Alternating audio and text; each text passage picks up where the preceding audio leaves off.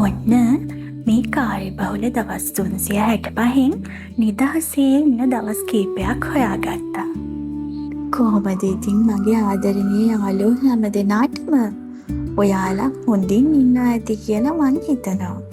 මාත් එක්ක එකතු වෙලා ඉන්නේ හරිම ලස්සන ආදරණීය හිත් තියෙන යාළුවෝ පිරිසක්.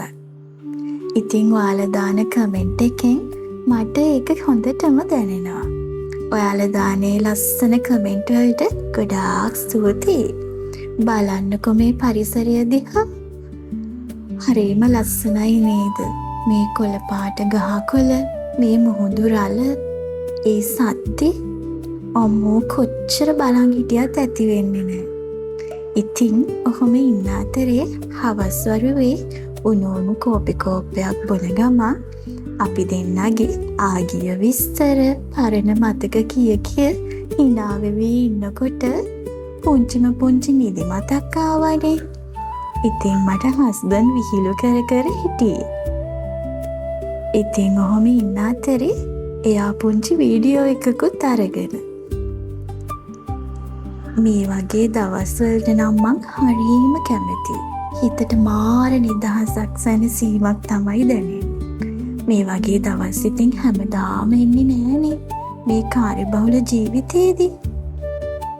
ඉතින් ඔහොම ඉන්න අතරේ මෙහෙම හිටියොත් මට තවත් නිදිමත වෙන නිසා පොඩ්ඩක් එළිය ඇවිදින්න ඕනි කියලා හිතුණා. බලන්නකෝ එළියට බහිනකොටම මට මොකද්ද මේ හම්බුනේ කියලා. ලස්සන පියානෝවක් තමයි මම දැක්කේ. ඉතින් මම දුවගෙන ගිහිල්ලා වාඩි වුණා. එතනින් ලස්සන ෆොටෝ එකක් ගන්න ඕන නිසා. එතනින් වාඩි වුණා විතරයි බලන්නකො මේ ඉන හුළඟ. මට නම් පුදුම සිසිලසක් තමයි දැනුනේ. ඉතින් ෆොටෝ එක ගන්න එක පැත්තකින් තියලා මම ඉතින් ගොඩාක් වෙලා එතෙන්ට වෙලා වාඩි වෙලා හිටියා. ඔහොම ඉතින් ලස්සන ෆොටෝ ටිකකුත් ඔන්න ඔයගොල්ලන්ට දැම්ම බලන්න. ඒවත් බලන අතරතුරේ මම ගිහින් එන්නම්. ඔයාලා හැම දිනාටම ගොඩාක් ආදරෙයි.